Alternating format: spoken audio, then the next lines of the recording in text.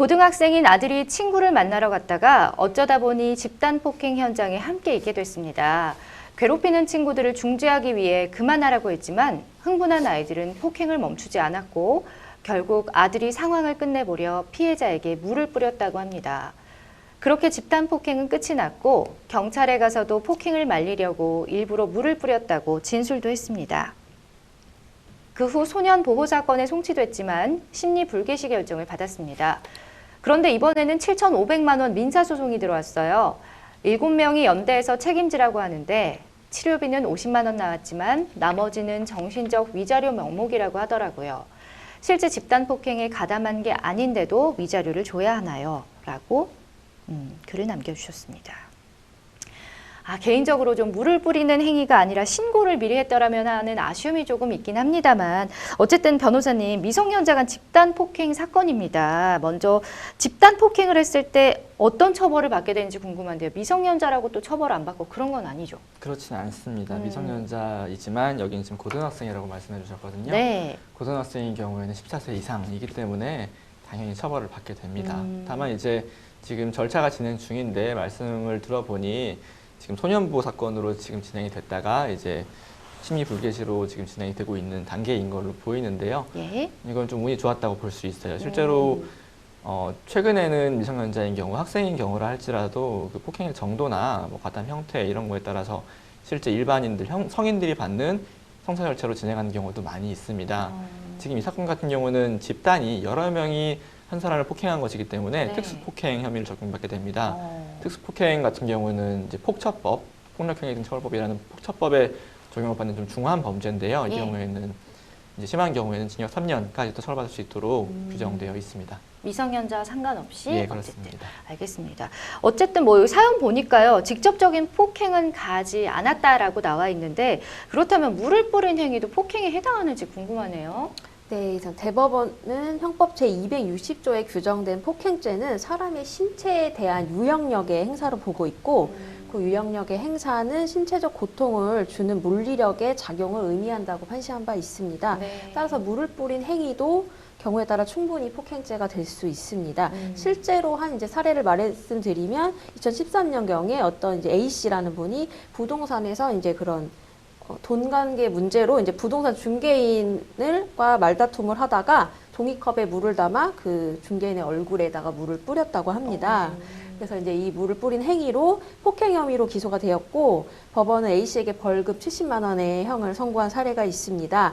폭행 혐의로 기소된 A 씨는 이제 물을 뿌린 것은 부당한 처사에 방어하려는 정당방위 행위였고 사회상규를 거스르는 행위가 아니다라고 주장을 했지만 법원에서 봤을 때 증거들을 볼 때 A 씨는 적극적 공격 의사로 가해 행위를 했다고 해서 벌금형을 선고하였습니다. 네. 여기 지금 사연에는 지금 사연을 보시면요. 치료비 같은 경우 50만 원 정도가 나왔는데요. 민사소송에 들어온 금액은 7천만 원이 넘습니다. 어떻게 보면 좀 피해자 입장에선 저 돈으로 치유가 안 될 만큼 당연한 상처를 받았겠지만 가해자 입장에서 보면 또 너무 큰 금액이다라고 생각할 수도 있을 것 같은데 정신적 위자료 청구에 대한 기준이 따로 있는지도 궁금하네요.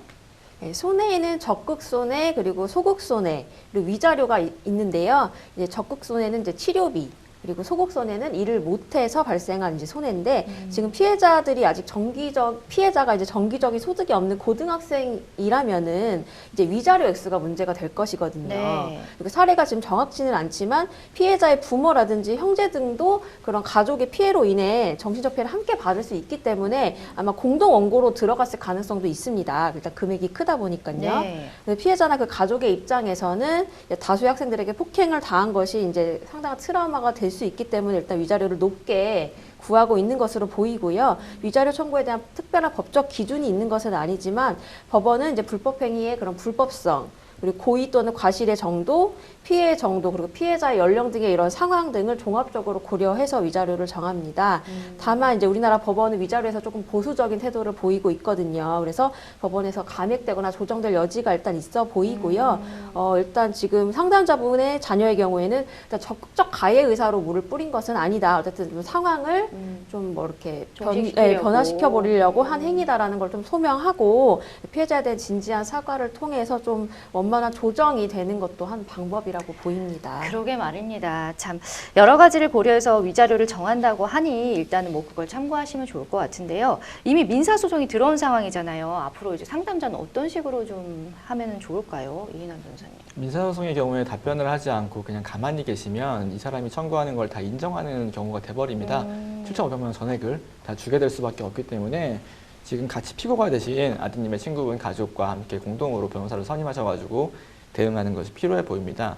하지만 지금 이 사안의 경우에는 이제 상담자분의 자녀는 약간 다른 케이스인 게 이 폭행을 하려는 무리에 소속돼서 같이 가담해서 폭행을 한 것이냐, 예. 아니면 나는 말리는 입장이었고 말리는 입장에서 어쩔 수 없이 물을 뿌리다 보니 이렇게 일이 벌어진 것이다. 인지에 대한 입증을 좀 하는 것이 중요할 것 같습니다. 다만 이제 뭐 폭행을 말리려고 피해자한테 물을 뿌렸다라는 변명은 사실은 그렇게 설득력이 있어 보이진 않습니다. 그렇기 때문에 실제로 피해자가 있을 거 아니에요. 그분이 이제 이 친구는 날 때리려고 한 거 아니었습니다. 원래 나랑 친했고 평소에도 얘네들이 나를, 이 무리들이 나한테 폭행을 하려고 했을 때 늘 막아주는 친구였고 이 당시에도 여러 차례 말렸습니다라는 그런 진술들을 그 피해 학생이 할 수 있다면 가장 좋을 것 같습니다.